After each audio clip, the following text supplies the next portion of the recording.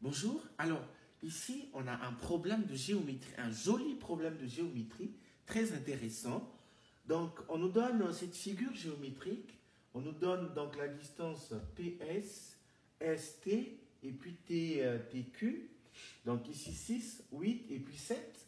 Et on nous demande donc de déterminer l'aire du carré ici. Donc, l'aire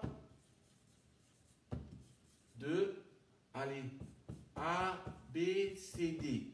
Donc, c'est un carré, donc de ce carré-là. Alors, comment est-ce qu'on arrive à déterminer cette aire?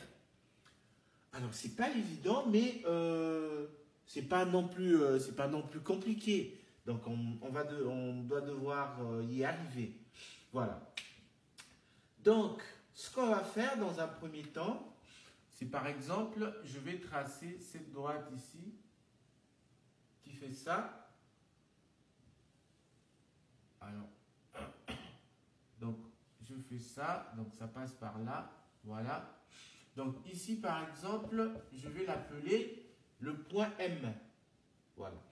Donc, vous voyez que cet angle ici, c'est exactement le même angle qu'ici. Ce sont des angles alternés, c'est le même angle qu'ici. Et, donc, si vous voyez, c'est le même angle qu'on a là. Voilà. Donc, ça, c'est une chose.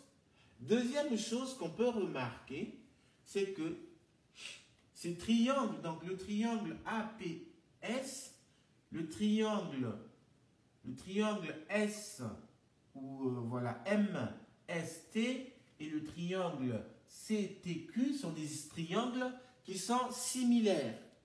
Comme c'est des triangles qui sont similaires, donc on aura, les côtés vont être proportionnels, donc on aura AP, ou disons PA, divisé par PS, doit être, donc on a commencé, alors, ouais, bon, c'est pas grave, donc PAPS, ça sera, donc on a commencé ici, ça sera TM, voilà, sur TS, proportionnel, égale à, donc on aura QC sur QT, voilà. Donc on connaît le PS, donc on a PA divisé par 6, qui est égal à TS, TM, donc pardon, TM divisé par TS qui est 8 est égal à QC divisé par QT est égal à 7. Comme ils sont proportionnels, on va dire que c'est égal à X. Voilà. Donc, comme c'est égal à X, eh ben, on aura PA sur 6 égale à X. Ça veut dire que le PA est égal à 6X. Le TM sur 8 est égal à X. Ça veut dire que TM est égal à 8X. Et puis, QC sur 7 est égal à X. Ça veut dire que QC est égal à 7X. Voilà. Donc, ici, on a 6X. On a trouvé T. Donc, ici, on a 8X.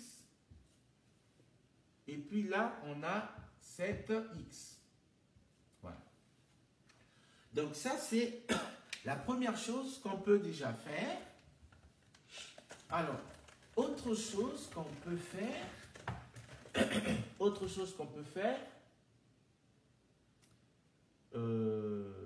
donc on a ça. Alors, on voit ici, étant donné que ça c'est un carré, donc ici on a 8, voilà, 8x. Ici, cette distance-là, c'est 8x. Donc, si on trace ça comme ça, alors, ici j'ai le B, donc je fais ça.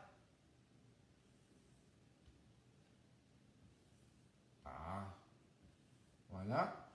Donc là, je prends par exemple N, donc là j'ai un... Donc cette distance-là, ça fait 8x.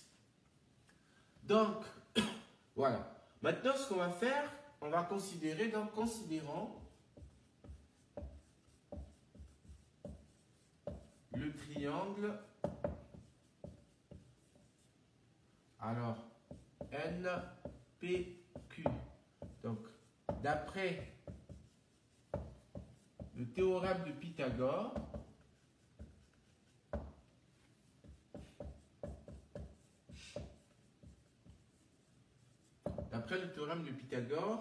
on a QP au carré est égal à quoi? Est égal à PN au carré plus QN au carré. Alors, QP, donc QP c'est égal à, donc ça fait 7 plus 8. 7 plus 8 ça fait 15, plus 6 ça fait 21. Donc on a 21 au carré est égal à Pn. Donc Pn ça fait 6n plus 8n. Alors ici ça fait 7. Puisque cette distance-là c'est la même distance. Alors c'est pas exactement bien tracé, mais c'est la même distance. Donc ça fait 6, 14. 14 plus 7 ça fait 21x. Le tout au carré. Plus Qn. Qn c'est 8x le tout au carré. Donc au 21 ça fait 441, 21 carré 441. Ici on aura 441 x au carré plus 64 x au carré. Donc on a 441 égale, alors si on additionne ici ça fait 505 fois x au carré. Donc on trouve que le x au carré c'est égal à 441 divisé par 505. Voilà. Donc ça c'est le x. Donc on a trouvé le x. Maintenant on va calculer l'aire de notre carré.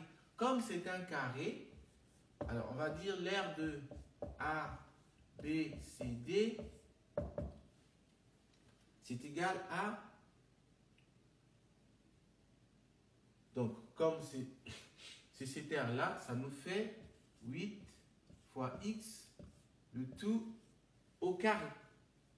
Donc ça fois ça, le tout au carré, donc ça nous fait quoi?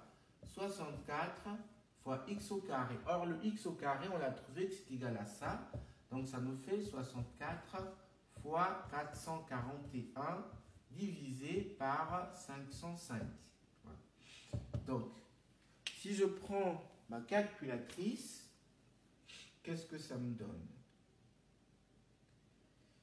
Donc, j'ai 64 fois 441 divisé par 505. Ça me fait 55,89.